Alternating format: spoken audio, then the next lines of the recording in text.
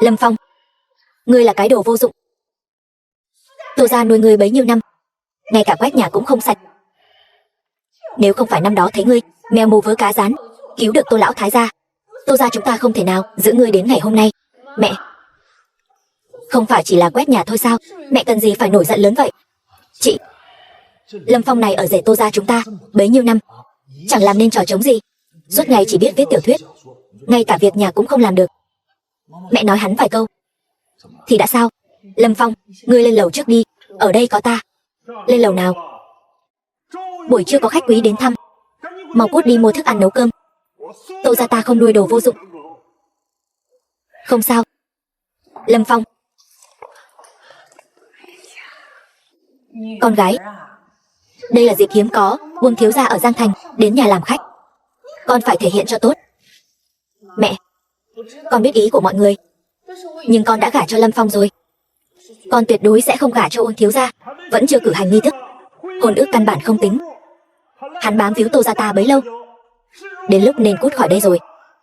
Chị, người nghe cả nhà khuyên một câu đi. Lâm Phong ở rể Tô gia chúng ta chỉ khiến Tô gia chúng ta hổ thẹn. Uông thiếu gia này, Uông thiếu gia mới là hạnh phúc của ngươi, không nghe lời khuyên nhỉ? Đúng vậy. Chút nữa ngươi phải tiếp đãi Uông thiếu gia cho tốt, nếu không ta lập tức đuổi Lâm Phong tên vô dụng đó đi.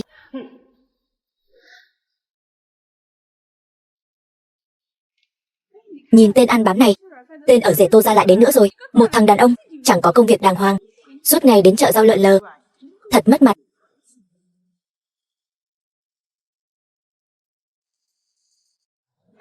Này ông chủ, con cá ngỗng này bán rẻ cho ta đi. Không vấn đề.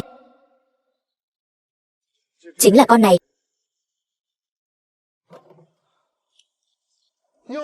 Lại là ngươi, tên ở rể Tô gia. Con cá ngỗng này, ta cho ngươi đấy.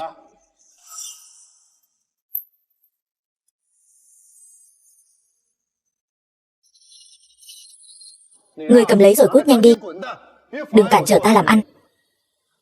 Ngươi trẻ tuổi, ngươi là Lâm Phong sao?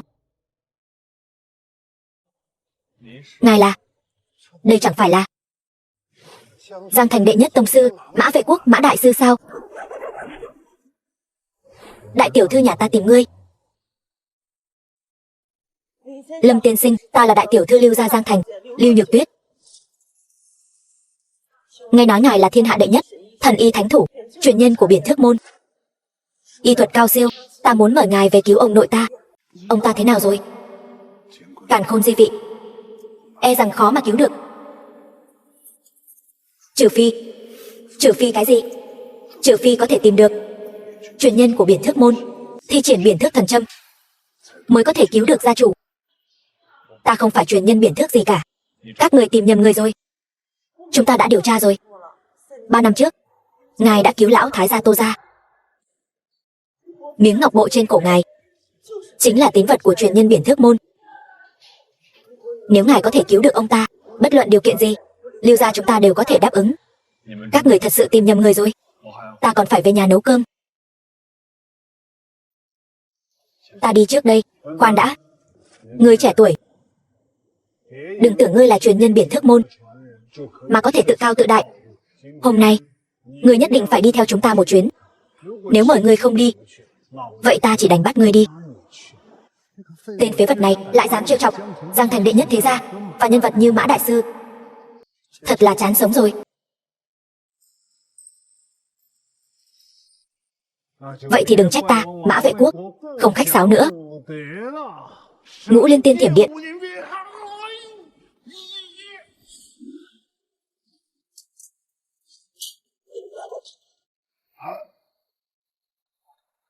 Mã lão, lão nhân gia tuổi cao như vậy còn nhảy nhót tưng bừng, cẩn thận bị lật lưng đấy. Lưu đại tiểu thư, ta đã phong châm quy ẩn rồi. Nếu ngươi còn dây dưa với ta, cẩn thận ta cũng tặng ngươi một quả dưa leo.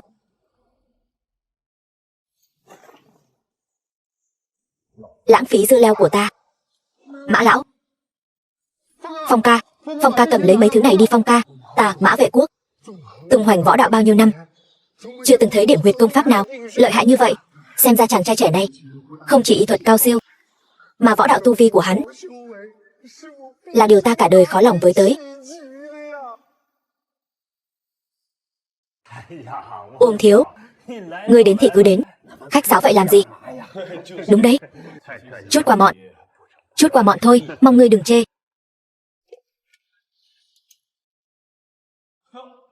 Lâm Phong, sao giờ mới về? Lâm Phong, ngươi đúng là đồ vô dụng, mua có chút đồ ăn cũng lề mề mãi mới về. Để Uông thiếu đói thì ngươi biết tay ta. Ta nghe nói thiếu gia thích ăn dưa leo, ta đặc biệt đi mua một ít nên mới tốn chút thời gian. Bá phụ, chắc người không biết, dưa leo bình thường ta không ăn đâu. Ta ăn dưa leo chỉ ăn hàng nhập khẩu.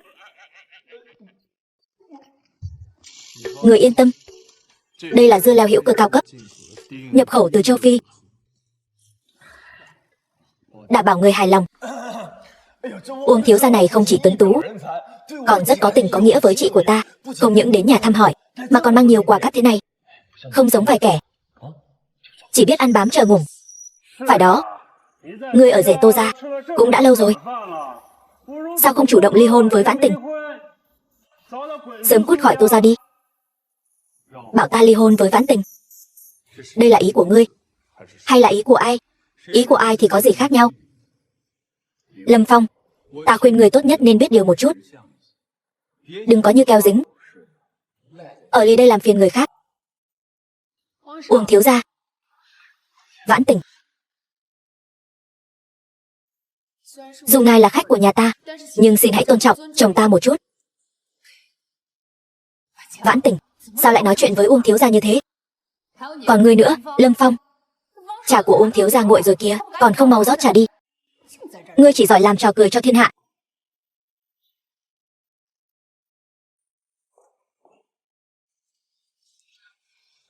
Tô bá phụ,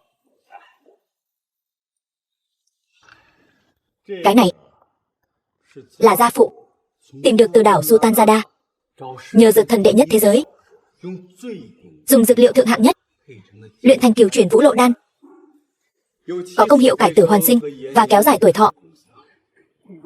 Quan trọng nhất là đối với chuyện kia càng có hiệu quả kỳ diệu, có thể khiến người ta sáng sớm thức dậy, một cột chống trời. Trên thế giới chỉ có 2 viên, vô cùng quý giá. Uông thiếu gia đúng là hiểu ta. Quả nhiên là Uông gia Giang Thành, ta nào dám nhận chứ.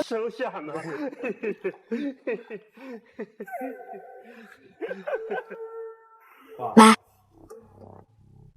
đó chỉ là thuốc bổ thận tráng dương thôi. Nếu dùng nhiều quá, mẹ, hạnh phúc nửa đời sau của mẹ e là khó mà giữ được. Ông già, vậy ngươi phải cẩn thận đấy.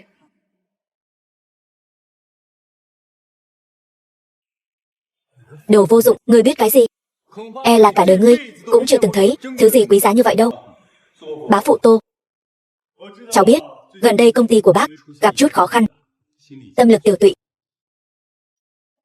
Chỉ cần Vãn Tình gả cho cháu nguyện ý bỏ ra 100 triệu làm sính lễ, giúp Tô gia vượt qua khó khăn. 100 triệu. Vãn Tình, chỉ cần con ly hôn với tên vô dụng này, nguy cơ của Tô gia chúng ta coi như được giải quyết rồi. Uông thiếu gia, ngài đây là đang thừa nước đục thả câu sao? Có phải quá hèn hạ rồi không? Uống cửu chuyển thần đan này chắc chắn sẽ không sao đâu. Đúng, ngươi làm gì vậy? Thuốc tráng dương này của ngươi chỉ phản tác dụng thôi. Không phải chứ, ý ngươi là gì? Ngươi lại giỏi chữa bệnh rồi phải không? Ta nói cho ngươi biết, ta biết ngươi đang nghĩ gì đấy. Di sản của Tô gia chẳng liên quan gì đến ngươi, không đời nào. Uông thiếu mau cho ông ấy uống. The film was translated and narrated by M Media. Cha, lão gia tử người sao rồi? Cha, người làm sao vậy? Cha, lão gia tử người sao rồi? Cha, người làm sao vậy?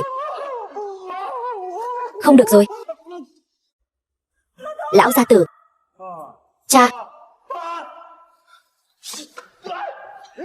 ngươi muốn mưu hại cha ta phải không? Ngươi làm gì vậy? Viên thuốc đó hoàn toàn vô dụng. Hơn nữa ta đã giúp cha thông huyết. ông ấy sẽ nhanh chóng tỉnh lại. Không, ngươi đang khoác lác cái gì vậy? Ai mà chẳng biết ngươi chỉ là một tên phế vật ở rể. Tỉnh rồi. Chẳng lẽ Lâm Phong thật sự có bản lĩnh? Chẳng lẽ tên phế vật ở rể này thật sự là thần y? Không thể nào, nhất định là cửu chuyển thần đan của Uông Thiếu có tác dụng. Vừa rồi làm sao vậy? Người tỉnh lại đi. Người bị tên ngốc ở rể kia làm cho tức ngất xỉu. Lao ngủ ta rồi. May mà có Uông Thiếu.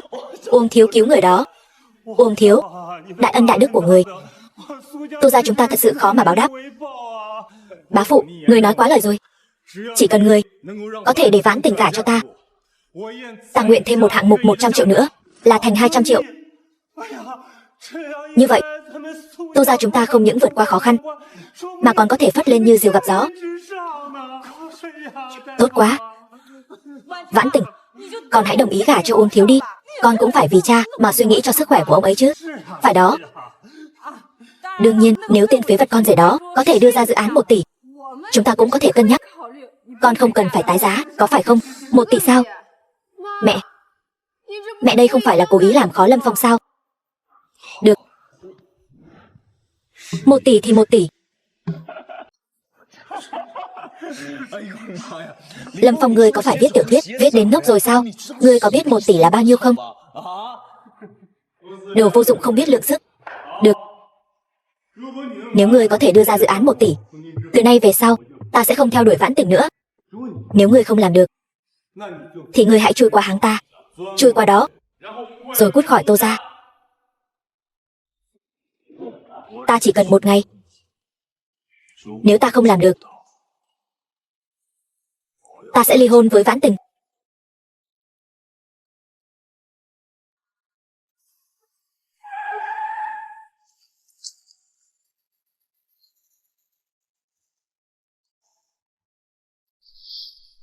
Tuân mệnh đại tiểu thư, kính mời truyền nhân biển thước Lâm Phong đến chữa bệnh cho gia chủ Lưu gia.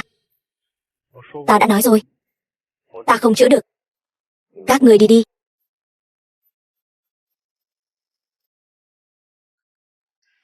Chàng trai trẻ, ta khuyên ngươi đừng rượu mời không uống, lại muốn uống rượu phạt.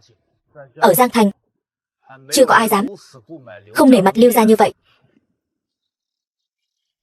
Rượu mời rượu phạt, ta đều không uống. Uống rượu hại thân. Trước khi bắt ngươi về gặp đại tiểu thư, ta phải dạy cho ngươi một bài học. Lên cho ta.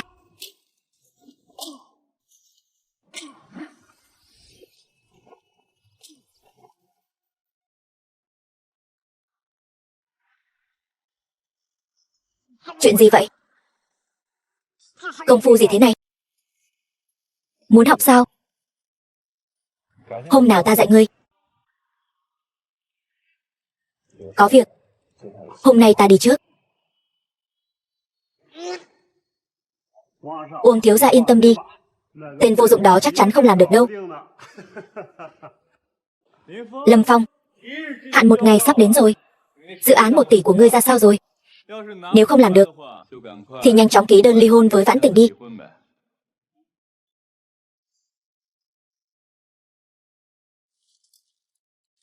Hợp đồng 1 tỷ.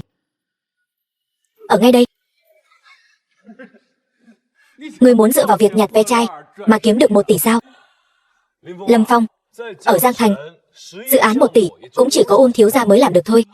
Ngươi mau chóng mang theo đống ve chai về nhà dọn đồ, cút xéo đi, được không?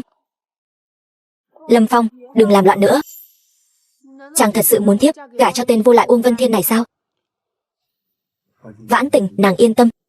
Đây đều là bí bảo sư môn của ta. Đổi lấy hợp đồng 1 tỷ hẳn là không thành vấn đề. Lâm Phong, tài khoác lác của ngươi sao ngày càng giỏi thế? Đống rác rưởi này của ngươi mà đổi được 1 tỷ sao? Đến người thu phế liệu cũng chẳng thèm lấy đâu. Vãn Tình, ta thấy ngươi vẫn nên chờ gả cho Uông thiếu gia hưởng phúc đi. Còn tên vô dụng như ngươi, mau chóng xách túi rác này. Lưu gia ta nguyện ý dùng dự án 1 tỷ để đổi lấy bí bảo sư môn của Lâm Phong. Các ngươi vào đây bằng cách nào? Bảo vệ đâu? Bảo vệ? Đừng kêu nữa. Mấy tên bảo vệ của ngươi đã bị mã vệ quốc ta hạ gục. Quả là âm hồn bất tán. Đuổi tới tận đây rồi. Nhà họ Lưu vào bằng cách nào? Chẳng lẽ là tên phế vật này chọc giận người không nên chọc? Lâm tiên sinh, trước đây là ta đường đột Hôm nay ta đến đây để tạ lỗi. Đến tận cửa tạ lỗi. Lâm Phong, ta nói ngươi thuê diễn viên ở đâu vậy? Diễn xuất kém chuyên nghiệp quá. Nhà họ Lưu là đệ nhất thế gia Giang Thành. Ngươi chỉ là con rể nhà họ Tô. Tại sao lại khiến người nhà họ Lưu khom lưng uốn gối với ngươi? Ta biết rồi. Ngươi thuê một đám diễn viên đến mua mấy thứ đồ bỏ đi này của ngươi, chính là để diễn cho chúng ta xem đúng không?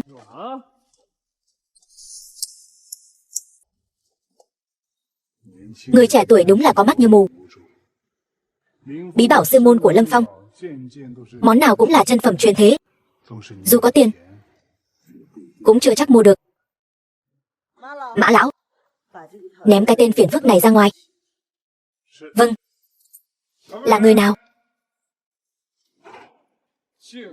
dám gây rối ở Tô gia? Ôn tổng, sao ngài lại đến đây? Sao không báo trước một tiếng? Cha ta chắc chắn là đang bàn về dự án 200 triệu và hôn ước của ta với Vãn Tình. Cha, người đến thật đúng lúc. Ở đây có người giả mạo đại tiểu thư nhà họ Lưu.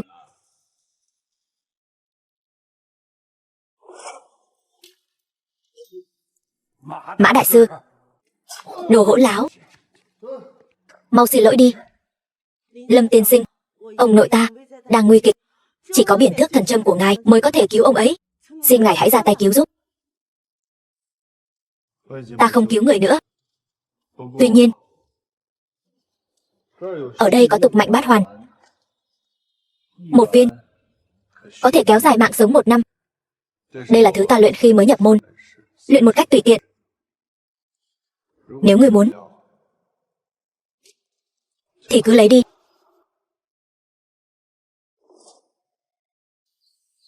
Lâm Phong, đây chính là huyền băng thảo có thể tăng tiến tu vi võ đạo.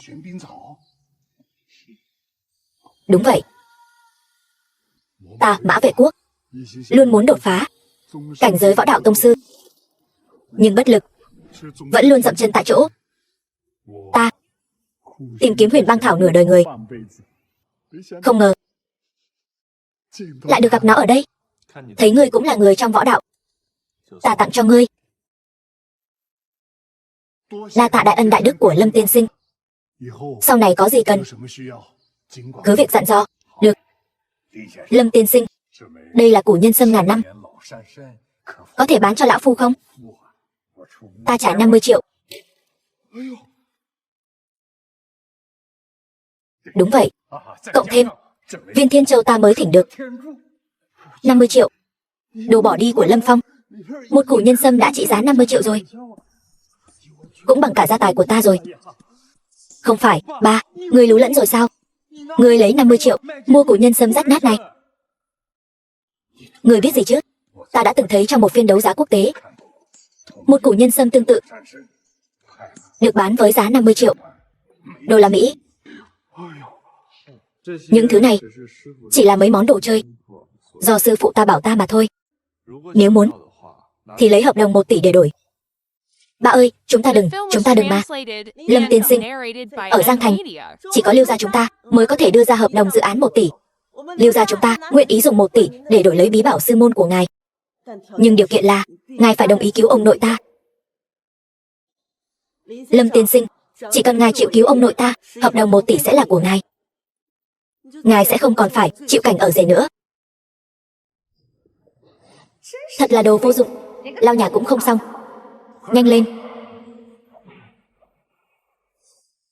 Ông già, nếu có dự án 1 tỷ này, Tô gia chúng ta sẽ lọt vào top 10 gia tộc lớn nhất Giang Thành. Đúng vậy. Lâm Phong, Phong Nhi, con rể ngoan của ta ơi, không ngờ ngươi lại có quan hệ với Lưu gia. Thật là tốt quá. Không ngờ anh rể lại giấu tài sâu như vậy. Ngày ta thành hôn với Vãn Tình, ta đã thề sẽ phong ấn kim châm quy ẩn giang hồ, sống một cuộc đời bình thường. Mọi người về đi. Lâm Phong, ngươi không biết 1 tỷ là bao nhiêu tiền sao? Cho dù là 100 tỷ, ta cũng không thể đồng ý. Biển Thước môn một khi tái xuất giang hồ, chắc chắn sẽ gây ra một trận phong ba bão táp. Lâm tiên sinh, ta xin lấy thân phận người thừa kế Lưu gia để thề. Chỉ cần ngài chịu xuất sơn, mọi phiền phức Lưu gia chúng ta sẽ thay ngài giải quyết. Con rể tốt ơi, tiểu thư Lưu gia đã nói đến mức này rồi, ngươi hãy đồng ý đi. Trước đây là ta không tốt, sau này ta sẽ làm hết việc nhà, không để ngươi phải động tay vào nữa. Đúng vậy, để mẹ ngươi làm hết. Phong Nhi, chỉ cần ngươi giúp Tô gia vượt qua cơn khốn khó này, sau này toàn bộ gia sản của Tô gia đều giao cho ngươi và Tình Nhi kế thừa, được không? Ba mẹ, hai người đừng như vậy. Ta với Lâm Phong từ trước đến nay chưa từng để tâm đến những thứ này. Bọn ta chỉ muốn giản đơn, sống tốt cuộc sống của mình thôi. Vãn Tình, thật ra gia sản nhà họ Tô chúng ta đã sớm cạn kiệt rồi. Những năm nay đều là ta gồng gánh khổ sở đó. Hợp đồng 1 tỷ này quá quan trọng với Tô gia chúng ta. Ngươi không thể trơ mắt nhìn Tô gia phá sản được. Nếu Tô gia phá sản, cả nhà ta đều phải ra đường ngủ. Lâm Phong, ngươi nỡ lòng dẫn Vãn Tình ra đường ngủ sao? Phải đó, bọn ta không sao cả. Bọn ta chỉ sót Vãn Tình thôi. Ta nói này Lưu đại tiểu thư, ngươi có phải bị thằng nhãi Lâm Phong này lừa rồi không? Hắn chỉ là một tên ở rể nhà họ Tô, mượn danh nghĩa truyền nhân Biển Thước Môn đi lừa đảo thôi. Thực chất chẳng có bản lĩnh gì cả. Như vậy đi, ở đây ta có một bảo vật vô giá, Cửu Chuyển Thần Đan, có thể cải tử hoàn sinh, còn giúp trường sinh bất lão. Nếu Lưu đại tiểu thư có thể giao dự án 1 tỷ cho Uông gia chúng ta, thì ta sẽ dâng nó cho Lưu đại tiểu thư.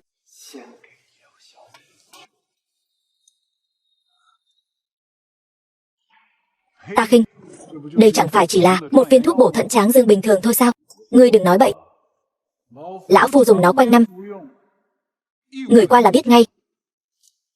Cái này là ta bảo ngươi lừa bọn nhà quê Tô gia, chứ ai bảo ngươi lôi ra bây giờ làm trò hề bêu xấu mặt mũi. Cái gì? Cái gì? Hóa ra đây chỉ là thuốc tráng dương bình thường thôi sao? Ung gia các người quá đáng lắm rồi. Lâm Phong, cứu người là thiên tính của một y giả. Ta không muốn ngươi vì ta mà kìm nén thiên tính của mình. Lưu đại tiểu thư, muốn ta xuất sơn cũng được, nhưng ta có một điều kiện. Ung gia dám sỉ nhục vợ ta như vậy, sau này ở Giang Thành ta không muốn nhìn thấy bọn họ nữa. Không thành vấn đề. Lưu đại tiểu thư, ngươi tuyệt đối đừng làm vậy. Ung gia và Lưu gia chúng ta vừa mới ký kết hợp đồng 200 triệu đấy. Từ giờ trở đi hợp đồng hủy bỏ. Mã lão, cho Ung gia phá sản, trục xuất khỏi Giang Thành đi. Vâng. Xử lý xong rồi. Cho dù Lưu gia các ngươi là đệ nhất thế gia Giang Thành, cũng chưa chắc có thể một tay che trời đâu. Ung gia chúng ta và các thế gia khác đều có quan hệ giao hảo tốt đẹp. Muốn cho Ung gia ta phá sản sao? Không thể nào. Alo. Cái gì? Tất cả các dự án đều chấm dứt hợp đồng sao?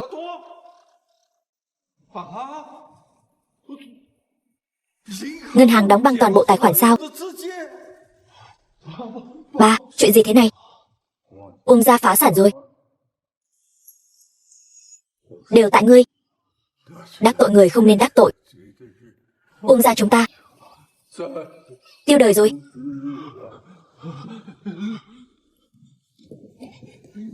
Lâm Phong, người đại nhân đại lượng bỏ qua cho ta. Xin ngươi tha cho Ung gia chúng ta. Lưu đại tiểu thư, ngươi không phải còn muốn khám bệnh cho ông nội sao? Chúng ta mau đi thôi. Tối nay ta còn phải nấu cơm cho Vãn Tình nữa. Mã lão, Lâm thiếu gia, Lưu tiểu thư.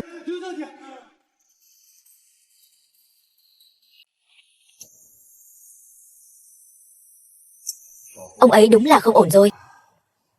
E rằng không qua khỏi hôm nay. Tiêm 3 mũi trợ tim vẫn không được. Mọi người chuẩn bị hậu sự đi.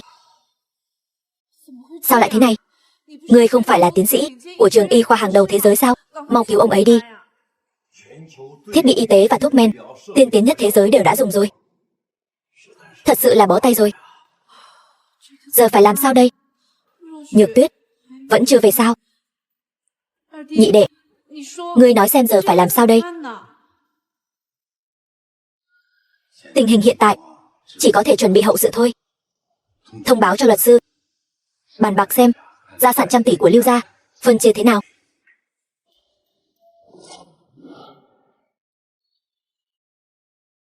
Ông nội thế nào rồi? Nhược Tuyết, cuối cùng ngươi cũng về rồi. Ông nội sắp không xong rồi. Lâm Phong, ngươi mau xem cho ông nội ta đi. Nhược Tuyết, người này là ai vậy? Ăn mặc rách rưới, như kẻ nhặt rác vậy. Hắn là truyền nhân duy nhất của Biển Thước Môn, có thể chữa khỏi bệnh cho ông nội. Hắn chính là người từng cứu mạng ông nội một lần. Biển Thước Môn nhân. Thằng nhãi này là Biển Thước Môn nhân. Nhược Tuyết, ngươi tùy tiện tìm một người đến khám bệnh cho đại ca. Xem ra ngươi đang nóng lòng muốn chia gia sản rồi nhỉ? Nhị thúc công, ngươi có ý gì? Đại tiểu thư, thủ phú quả thật không ổn rồi. Ngươi không thể tìm một tên lang băm từ đâu tới lừa ngươi được. Đúng đấy Nhược Tuyết, ngươi xem người này trông cũng chẳng đứng đắn. Hay là chúng ta vẫn nên nghe bác sĩ đi. Sát khí che trời, du long phản thủy, vốn có hồi thiên chi thuật, lại bị ngươi bổng đả long đầu. 6 giờ trước, gia chủ Lưu gia có phải đã thoáng mở mắt ra không? Đúng. Khí huyết bệnh nhân bị ứ trệ, dẫn đến suy tim. Vậy mà các ngươi lại cứ tiêm thuốc trợ tim. Đây chẳng khác nào ép bệnh nhân dãy ngủm cả. Ngươi nói bậy bạ gì đó? Ta đã dùng thiết bị y tế hàng đầu thế giới mới kiểm tra ra được bệnh tình của thủ phú. Ngươi chỉ cần liếc mắt đã nhìn ra được rồi. Ngươi nói nhăng nói cuội gì vậy? Đúng đấy Nhược Tuyết. Hay là chúng ta vẫn nên nghe bác sĩ đi.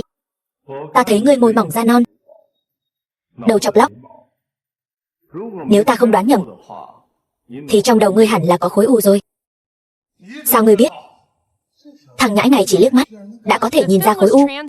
Ngươi chẳng lẽ thật sự là thần y? Ta đã triệu tập tất cả các chuyên gia về u não để hội chẩn mới kiểm tra ra được. Vậy mà hắn ta chỉ liếc mắt đã nhìn ra được. Không thể nào, nhất định là trùng hợp thôi. Khối u của ngươi mọc ở bên phải não, đã chèn ép dây thần kinh, nên bình thường ngươi sẽ liên tục chớp mắt.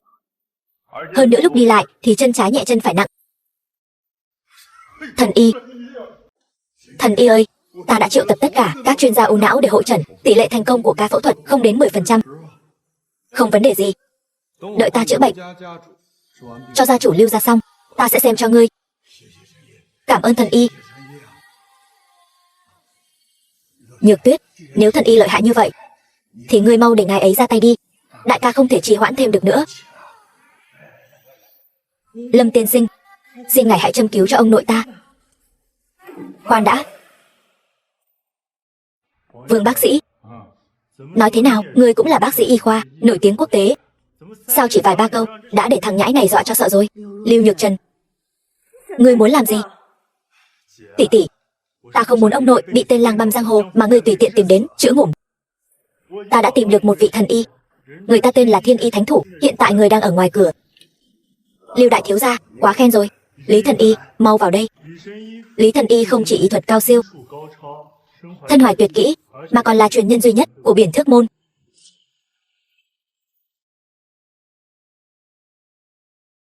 Lý thần y được chân truyền diệu thủ y tiên.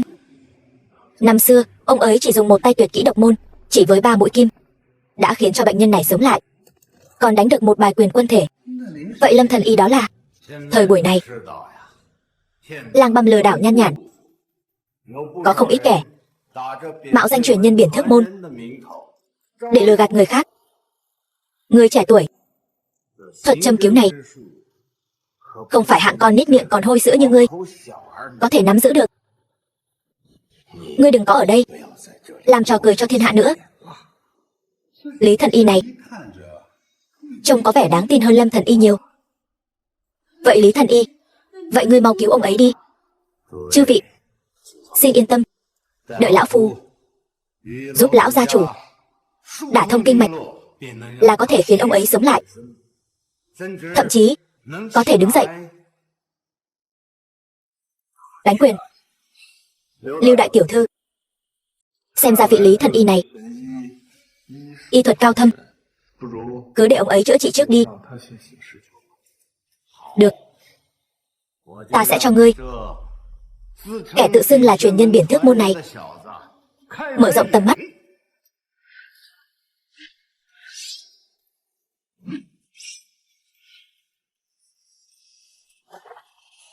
Nhất châm tẩu thiên tuyền, nhị châm hổ tuyền. Có chút bản lĩnh đấy. Xem ra vị Lý thần y này y thuật cao thâm thật. Sao hắn biết được huyệt đạo châm cứu của ta? Không thể nào, nhất định là mèo mù vớ cá rán. Nhưng 2 mũi kim này không thể chữa khỏi bệnh của gia chủ nhà họ Lưu. Chuyện gì vậy? Ta không thể để thằng nhãi này xem thường được. Rốt cuộc là ngươi chữa hay ta chữa? Bệnh nhân này nghiêm trọng hơn ta tưởng tượng rất nhiều. Xem ra ta chỉ có thể dùng đến kim thứ 3. Châm tẩu thiên môn, khởi tử hồi sinh.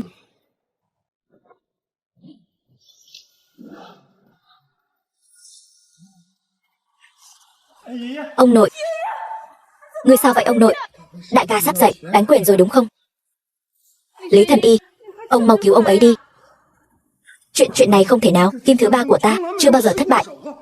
Ngươi đồ lang băm, nếu Lưu gia chủ ngủng, Lưu gia chúng ta tuyệt đối không tha cho ngươi.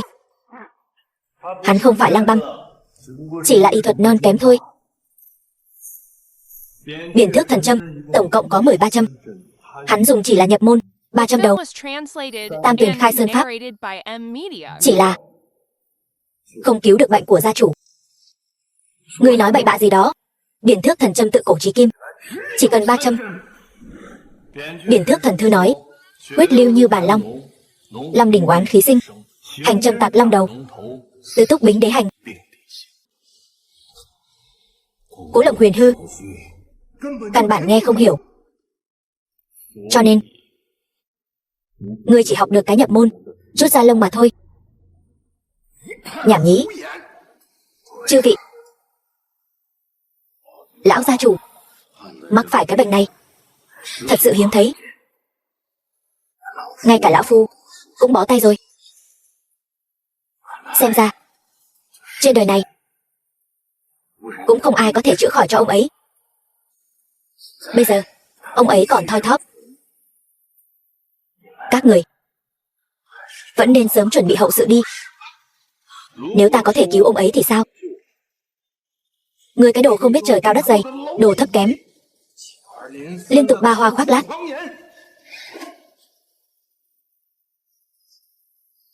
Ngươi nếu thật sự có thể chữa khỏi cho ông ấy, ta lập tức quỳ xuống bái ngươi làm thầy. Lời này có thật không? Thật. Được, Lâm Phong mau cứu ông nội ta với. Khoan đã. Tỷ tỷ, ta vẫn không tin tưởng người ngoài này.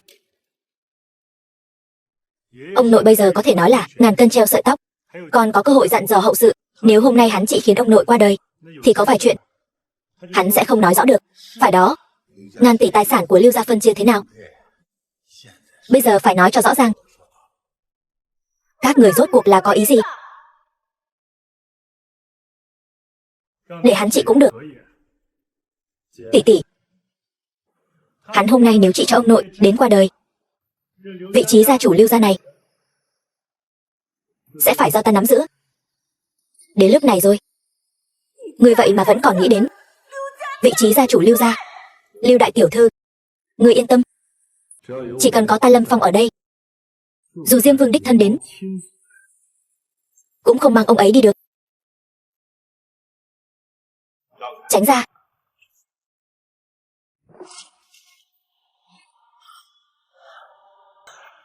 The film was translated and narrated Trong pháp by này, Media. hành vân lưu thủy, cử trọng nhược khinh. Cho dù là hoa đà tái thế, cũng chỉ đến thế này thôi.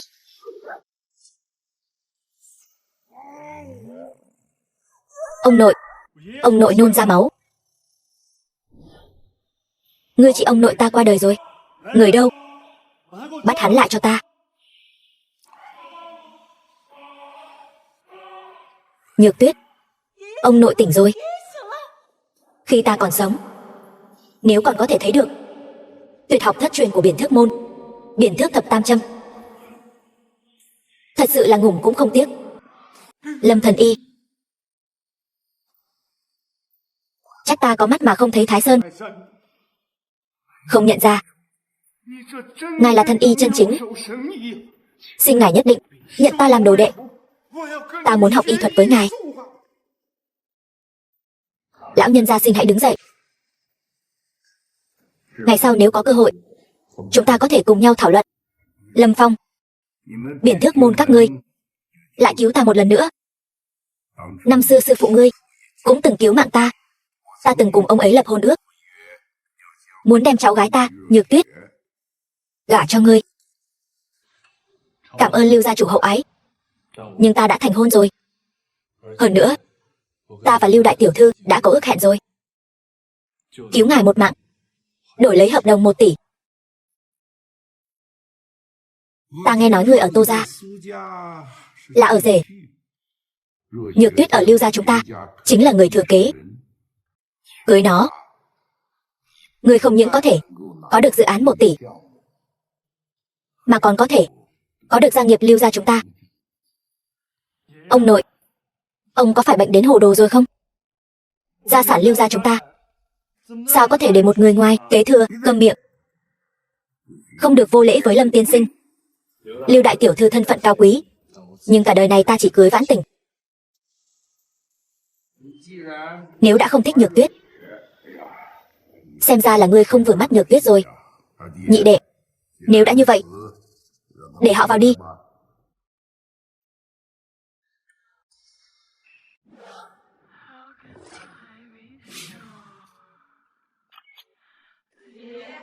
Chào ông nội. Vị này là Lâm tiên sinh. Chào Lâm tiên sinh.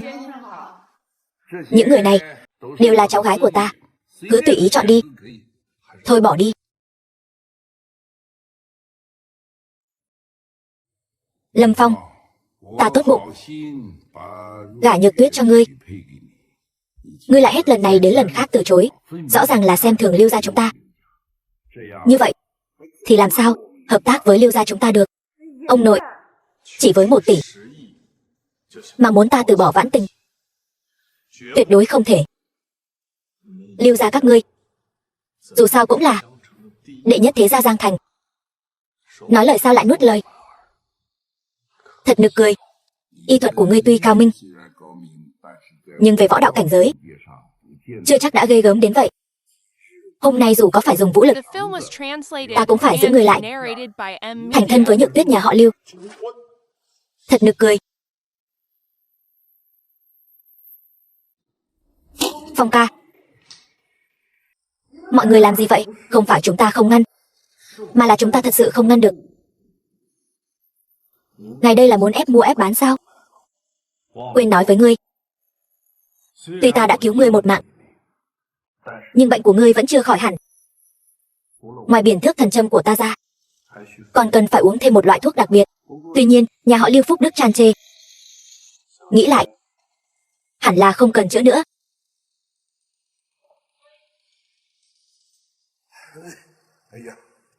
Đúng là tại ta quá tham lam.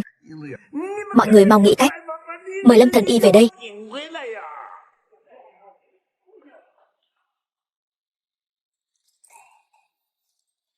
Người hại nhà chúng ta thảm quá rồi.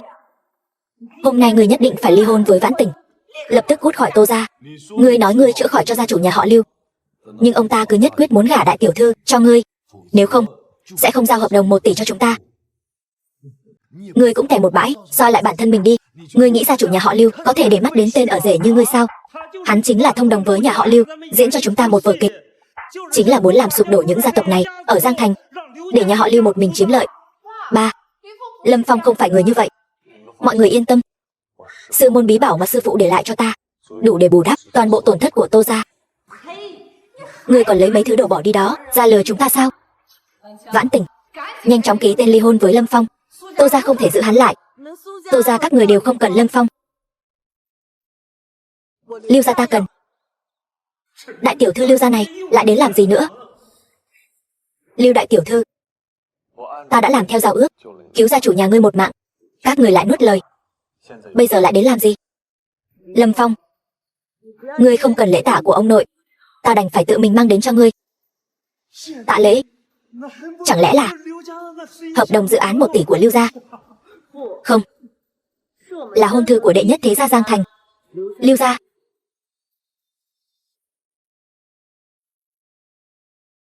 Hôn ước của Lâm Phong và Lưu Nhược Tuyết, tại hắn đẹp trai hơn ta hay là tóc hắn nhiều hơn ta? Tô gia đối xử với ngươi như vậy, ngươi cần gì phải chịu nhục nhã như thế ở đây? Ta cả đời chỉ yêu mình Vãn Tình. Xin lỗi, hôn thư này ta không thể nhận. Lâm Phong, Lưu gia có tài sản trăm tỷ đó, đại tiểu thư lại si mê ngươi như vậy, ngươi thật sự không cân nhắc một chút sao? Bất kể trăm tỷ ngàn tỷ, ta đã nói rồi, ta chỉ yêu mình Vãn Tình. Nếu đã như vậy, Lưu gia ta nói được làm được, hợp đồng dự án 1 tỷ cho ngươi, Mã lão. Đây là điều Lưu gia chúng ta đã hứa, hợp đồng dự án 1 tỷ. Tốt quá rồi, có hợp đồng dự án 1 tỷ này, Tô gia chúng ta sẽ vượt qua khó khăn. Ngươi phải hiểu rõ một điều, đây là cho Lâm tiên sinh, không phải cho ngươi. Lâm Phong, ông nội ta nói, ngươi là ân nhân của Lưu gia ta, Tô gia đối xử với ngươi như vậy. Ông nội ta có ý định đóng băng toàn bộ tài sản của Tô gia, trục xuất bọn họ khỏi Giang Thành. Ngươi thấy thế nào? Đừng mà.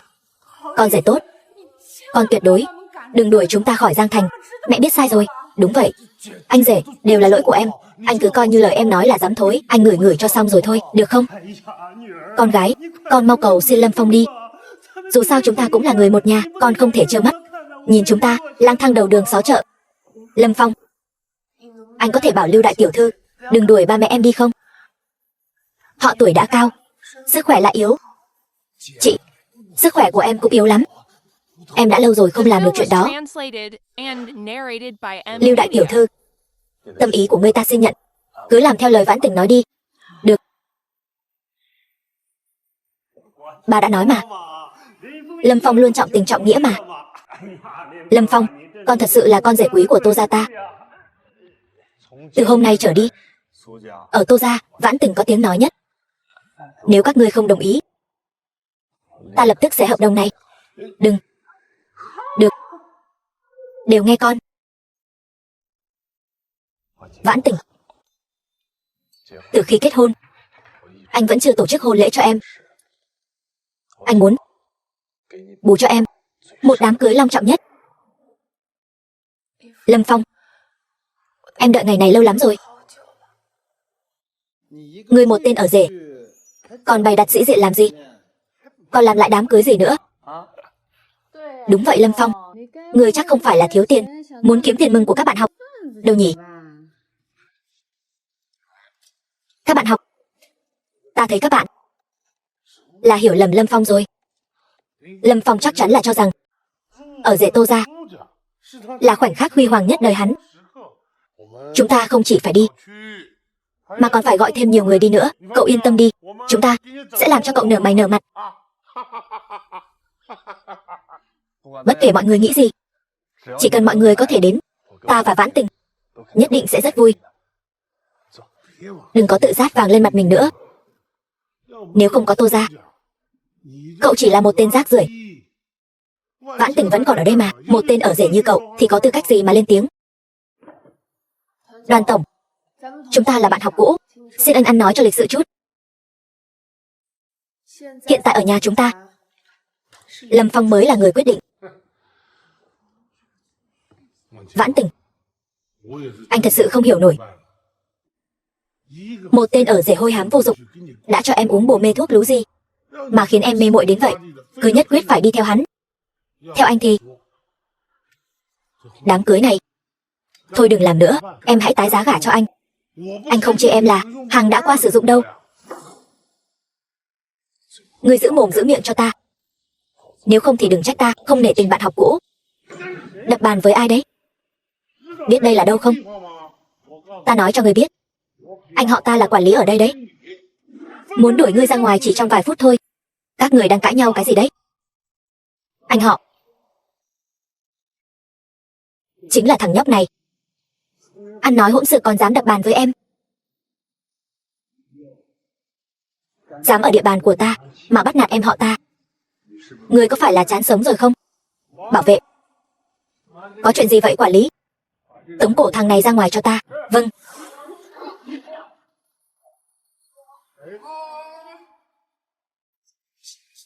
Sao lại ghê gớm thế này? Giờ phải làm sao đây? Tống quản lý. Chuyện này là sao vậy? Người này gây rối ở đây, còn đánh cả bảo vệ của chúng ta. Rõ ràng là các người gây sự trước mà. Ai mà ngông cuồng vậy? Chính là hắn.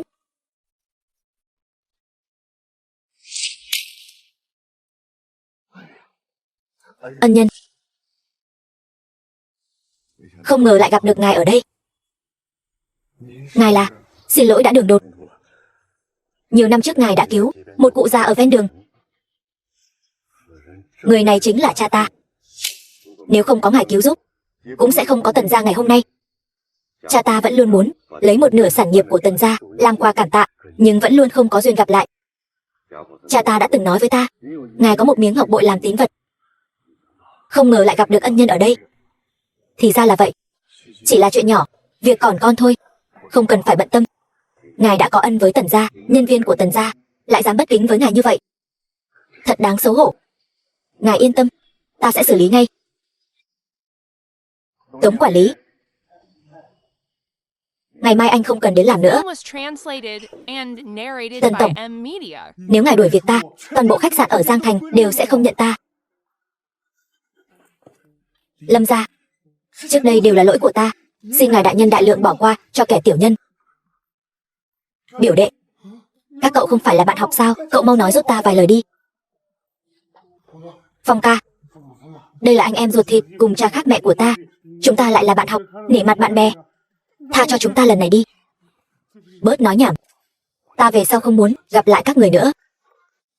Còn không cút.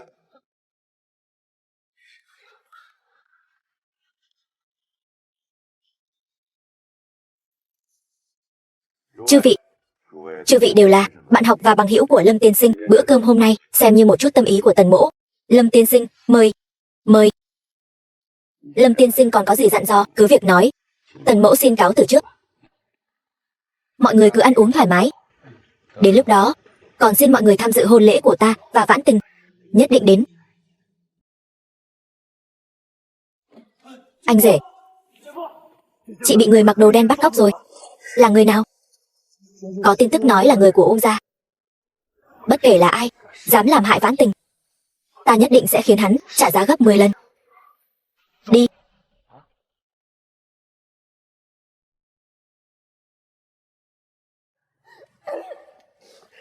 Anh muốn làm gì? Ta muốn em. Vãn Tình, tâm ý của ta dành cho em đều đã biết rồi. Ta mỗi đêm nằm mơ đều nghĩ đến em. Vừa hay hôm nay em lại mặc bộ váy cưới này.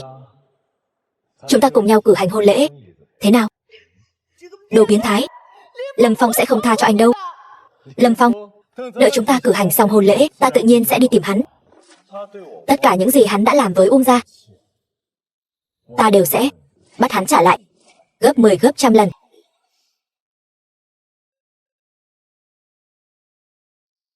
Vãn Tình, em nói xem em xinh đẹp như vậy, sao ánh mắt lại kém thế? Lâm Phong tốt ở điểm nào?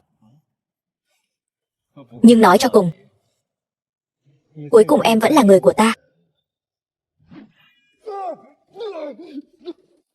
Vãn Tình, ta đến cứu em đây. Lâm Phong, ngươi đến cũng nhanh đấy. Cứu em, Lâm Phong. Tất cả ra đây cho ta. Lâm Phong, đợi xử lý xong ngươi, ta sẽ từ từ hưởng dụng Vãn Tình. Không biết hối cải. Những gì ngươi đã làm với Ung gia ta, hôm nay ta cũng sẽ cho ngươi nếm thử. Mùi vị mất hết tất cả. Lấy mạng hắn cho ta.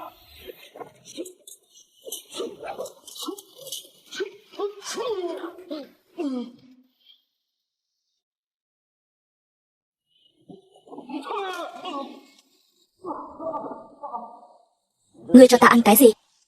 Nhiều lời, sẽ không lấy mạng ngươi đâu. Nhưng sẽ khiến của quý của các người bị hủy hoại. Sau này sẽ không thể làm chuyện ô uế nữa. Lâm Phong, nhiều lời thật đấy. Ta nói cho ngươi biết, mau đi tự thú. Nếu không, ta sẽ cho ngươi sống không bằng ngủng.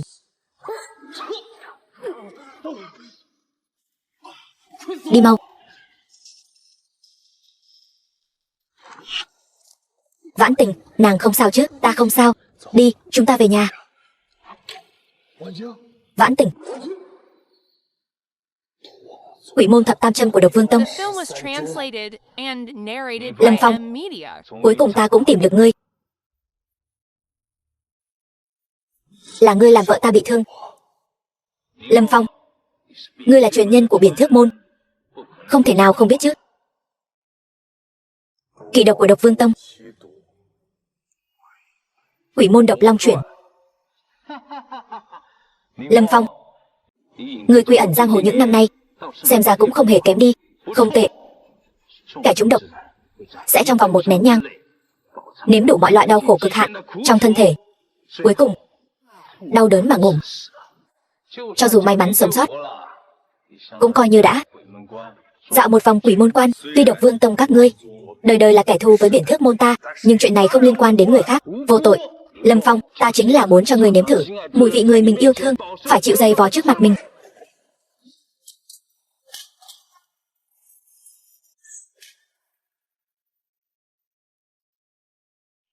Sư phụ. Lâm Phong, ta đến báo thù cho sư phụ. Hẳn là không sai chứ? Ngươi ẩn giật bao nhiêu năm nay, làm ta tìm mệt lắm đấy. Vậy thì không còn gì để nói nữa.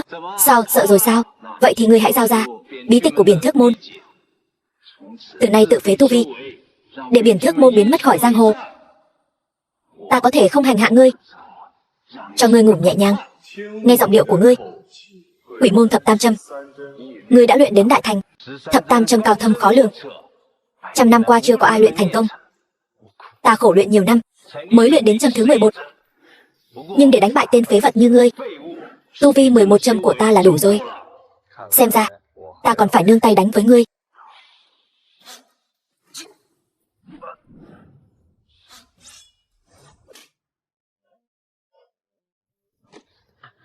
Ta đã điều tra rồi, người quy ẩn giang hồ những năm nay chẳng qua chỉ là một tên phế vật ở rể. Năm đầu tiên ta bái sư, đã học được Biển Thước thần châm. Cho dù ngươi đánh bại ta, thì độc của quỷ môn độc long chuyển ngàn năm nay chưa ai giải được. Ngươi vẫn phải trơ mắt nhìn người yêu dấu chịu giày vò đến ngủ. Kỳ độc của Độc Vương Tông có thuốc giải, chỉ là ngươi không biết mà thôi. Đừng mạnh miệng nữa, nếu ngươi có thể.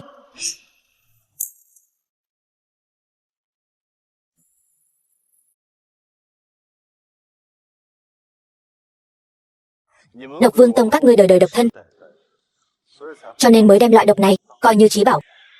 Chỉ cần môi chạm răng, độc tố liền có thể hóa giải. Ngươi không ngờ chứ gì? Vãn Tình,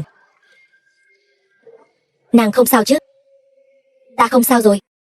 Vừa rồi chỉ là tạm thời phong ấn độc tố. Ta nhất định phải trước hôn lễ tìm được Ngũ Tuyệt bí phương, để Vãn Tình khôi phục như lúc ban đầu. Hội nghị y học tối cao đã kết thúc. Lần này lại bỏ ra không ít thần dược cứu giúp dân chúng.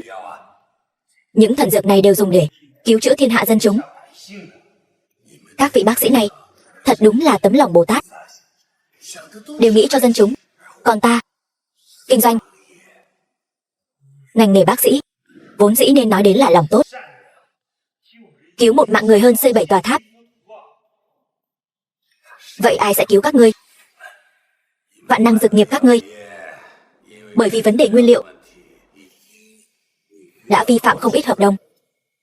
Tiền vi phạm hợp đồng phải đến vài triệu rồi chứ. Đó chẳng phải là do đám gian thương các ngươi giở trò sao? Chúng ta cung cấp dược phẩm cho nước Tây Hải, các ngươi lại mua đứt nguyên liệu dược liệu với giá cao, tích trữ hết thảy. Hợp đồng của chúng ta chắc chắn chịu giá thấp. Các ngươi khiến chúng ta gánh chịu khoản tổn thất to lớn. Các ngươi còn có chút lương tâm nào không? Đây là thời đại cá lớn nuốt cá bé. Nói gì đến lương tâm? Ngành nghề y dược vốn dĩ nên cùng chia sẻ, cùng tiến bộ. Không. Trong thế giới của những thương nhân chúng ta, chỉ có độc tôn mới là mục tiêu chúng ta muốn đạt được. Vậy ngươi có từng nghĩ đến những người nghèo không mua nổi thuốc, liên quan gì đến ta? Là bọn họ không nỗ lực kiếm tiền, khiến bản thân trở thành người nghèo. Người nghèo đều đáng ngủm. Ngươi lại có thể nói ra những lời như vậy. Hãy nhớ, trên thế giới này phân ra người thượng đẳng và người hạ đẳng. Ngươi nghĩ ngươi là người thượng đẳng sao?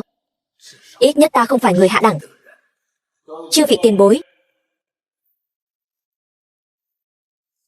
ngươi là ai? Sao ngươi vào được đây? Ta tên là Lâm Phong, vị hôn thê của ta bệnh nặng, cần vài vị dược liệu gấp. Chỉ có hội y học tối cao mới có thể tập hợp đủ nhanh nhất. Hy vọng chư vị giúp ta một chút. Vô lý gây rối. Đây là hội nghị tối cao. Cút ra ngoài cho ta. Đây là hiệp hội dược liệu do nước Đại Hạ triệu tập. Còn chưa đến lượt ngươi, chỉ tay 5 ngón ở đây. Ngươi muốn mua thuốc? Được thôi. Ngươi có thiệp mời không? E là không có đâu. Ta nghĩ hiệp hội dược liệu nước Đại Hạ không thể nào gửi thiệp mời cho một kẻ vô danh tiểu tốt. Phải đó tiểu huynh đệ. Tuy ta không coi trọng hắn, nhưng ta biết chúng ta không hề gửi thiệp mời cho ngươi. Vợ của ta bệnh tình nguy kịch, mong các vị giơ cao đánh khẽ. Vậy ngươi lấy thiệp mời ra xem nào. Ta chỉ cầu xin thuốc thôi. Có thể tạo điều kiện được không? Có muốn thêm tên của ngươi trên thiệp mời của ta không? Như vậy ngươi có thể đàng hoàng ở đây. Đúng rồi, ngươi đến đây để ăn trực uống trực phải không? Tí nữa yến tiệc sẽ bắt đầu. Nếu ta có thiệp mời thì sao? Vậy ta cam nguyện học tiếng cẩu sủa. Thiệp mời? Sủa đi. Hắn không thể nào có thiệp mời được. Đúng vậy. Hắn không có thiệp mời của hiệp hội dược liệu. Ta đã nói rồi mà. Nhưng đây là thiệp mời của trụ sở y dược. Tầm quan trọng còn hơn cả hiệp hội dược liệu. Có thể cho ta lấy thuốc chưa? Các ngươi triệu tập đại hội dược liệu, đương nhiên trụ sở y dược có thể phát thiệp mời. Ta biết. Ngươi dùng thủ đoạn gì mà có được? Ta thấy ngươi không cần học chó sủa nữa. Những lời ngươi đang nói giống như chó sủa vậy. Ngươi đây là ghen tị, nói năng chanh chua. Chúng ta đều là người thượng đẳng. Ta chỉ là một đồ hèn mọn. Nhưng ta không thấy các ngươi thượng đẳng ở chỗ nào. Ngươi vẫn nên đi kiếm chút gì ăn đi. Lát nữa đồ ăn nguội mất. Đừng làm phiền chúng ta học hành. Ta nói lại lần nữa, đây là đại hội do hiệp hội dược liệu nước Đại Hạ triệu tập. Ngươi không phải chủ nhà, còn chưa đến lượt ngươi đuổi khách của chúng ta. Đúng, đây là nước Đại Hạ. Ta cũng là khách. Các ngươi đều là chủ nhà. Các ngươi lại dùng lời lẽ gay gắt như vậy với khách như chúng ta. Khách đến thì có rượu ngon, người xấu đến thì có súng săn. Đó là tôn chỉ của người nước Đại Hạ chúng ta. Ngươi đã để chủ nhà chúng ta cảm nhận được thiện ý chưa? Vậy ta xin lỗi vì những lời nói và hành động vừa rồi. Hôm nay ta đến đây với thiện ý tràn đầy. Mọi người đừng hiểu lầm. Tiểu huynh đệ, ta rất thưởng thức tính cách của ngươi. Ngươi cần thuốc gì cứ nói với ta. Đa tạ. Ta cần linh chi hắc long trường Bạch Sơn, cỏ kê đỉnh kim Cửu Châu phủ, còn có sâm vương ngàn năm của Hạ gia, tuyết liên 2 đầu Tây Tạng và nhung hưu của Âu Dương gia. Quả thực đều là những dược liệu hiếm có trên đời. Cũng chỉ có tập đoàn Vạn Năng của chúng ta mới có thể gom góp đủ. Tuy nhiên, không may là Vạn Năng hiện đang gặp khó khăn. Chỉ có thể giữ vững Vạn Năng trước. Ta mới có cách giúp anh. Chúng ta hãy vào chủ đề chính đi. Vạn Năng là ngành công nghiệp trụ cột của Hoa Quốc, hiện đang đối mặt với phá sản. Công ty ta sẵn lòng xuất vốn hỗ trợ Vạn Năng. Tiên sinh, xin hỏi ngài là ủng hộ vô điều kiện sao? Chúng ta đang nói chuyện, sao cậu cứ chen ngang vào vậy? Cậu em hỏi hay lắm. Đây đương nhiên cũng là vấn đề ta muốn hỏi. Chúng ta đang bàn chuyện làm ăn. Làm ăn, dĩ nhiên phải theo cách làm ăn mà nói chuyện. Ta muốn chiếm 70% cổ phần. Vậy là ông muốn nắm quyền kiểm soát tập đoàn Vạn Năng chúng ta? Không. Chúng ta chỉ đang giúp đỡ các người. Nhưng mà các người không thể để chúng ta giúp không công được chứ. Hiện tại cũng chỉ có ta mới có thể giúp các người.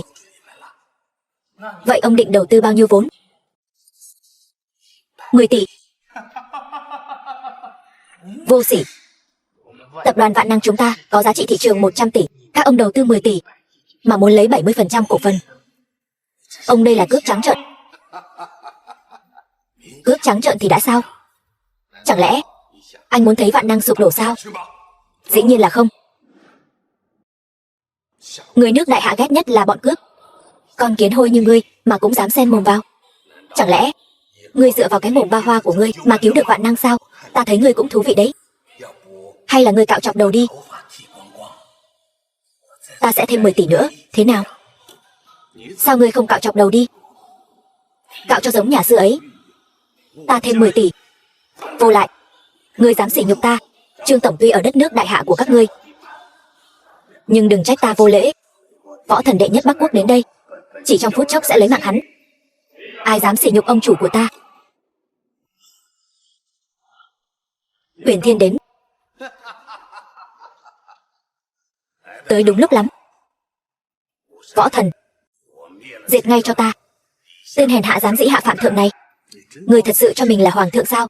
Ở Bắc Quốc của ta, thân phận của ta chính là ngang hàng với hoàng thượng. Người vậy mà dám chống đối hắn. Người đây là tự tìm đường ngủm. Chống đối các người thì đã sao? Đây là trên đất nước Đại Hạ của chúng ta. Một người một ngụm nước bọt cũng đủ dìm ngủm ngươi. Ngu xuẩn, ngươi cũng như con lợn vậy. Các ngươi đều như nhau cả. Ngươi còn dám bất kính với đặc sứ. Ta nhất định khiến ngươi ngủm không toàn thây. Ngươi trẻ đừng làm ra án mạng. Vậy bây giờ nghe cho rõ đây. Bọn yêu quái hút máu người các ngươi chỉ biết lợi ích, không màng sinh tử của dân thường, coi mạng người như cỏ rác, còn không bằng loài cẩu lợn. Phản rồi. Ngươi có biết điều này có nghĩa là gì không? Kết quả sẽ rất đáng sợ đấy. Thằng nhãi này muốn ta dùng vũ lực lấy mạng nó. Cẩn thận. Sao có thể? Chỉ một kim ta đã không thể động đậy. Mấy người chiến thần số 1 Bắc Quốc chỉ có thế này thôi sao? Không thể nào.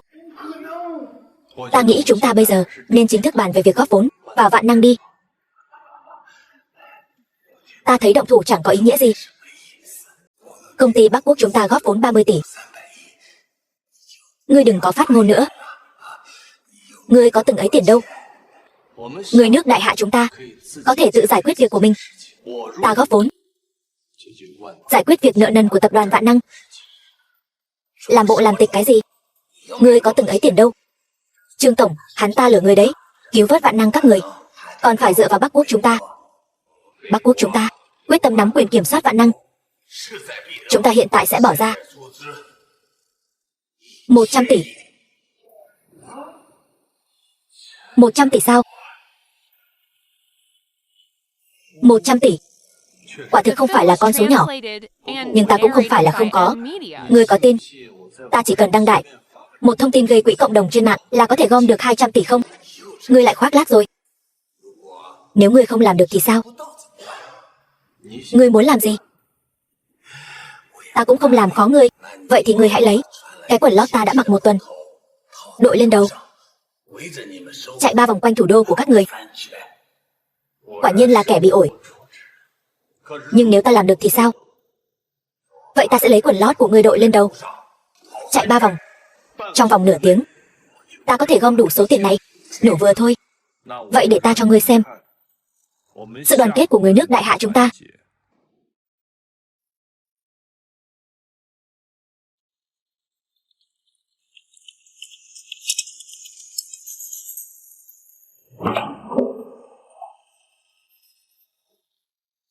Tôn chỉ cốt lõi là gì? Đồng tâm hiệp lực, trục xuất khối u, bảo vệ nước Đại Hạ ta. Đại Hạ tất thắng.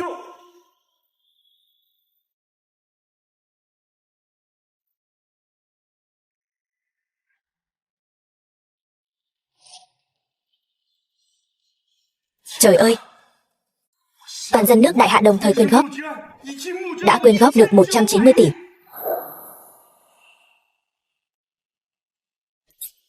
Sao lại dừng rồi? Tuy nhiều nhưng vẫn chưa đạt đến con số đó.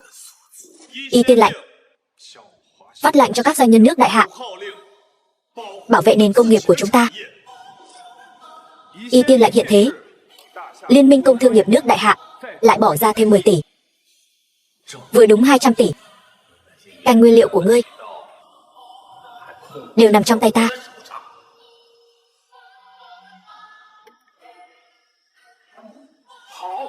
Được. Vừa nhận được điện thoại, người của chúng ta đã gọi điện cho các nhà cung cấp nguyên liệu dược liệu, nói rõ hành vi hèn hạ của thương nhân Bắc Quốc, hòng kiểm soát nguyên liệu dược liệu. Họ nói rằng sẽ không hợp tác với thương nhân Bắc Quốc nữa. Cái gì? Chúng ta tiêu rồi. Ở hiền gặp lành, ác giả ác báo. Ở trên đời này, chỉ khi có lương tâm thì ngươi mới có thể đi đường dài. Ngươi hiểu không? Không thể nào. Bắt hắn ta lại, đưa đi gặp báo chí. Không thể nào.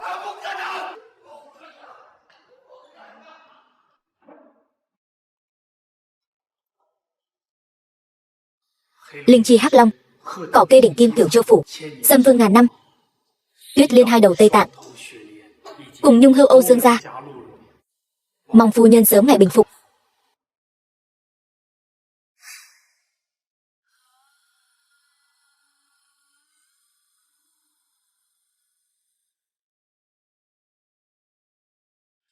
Beautiful life.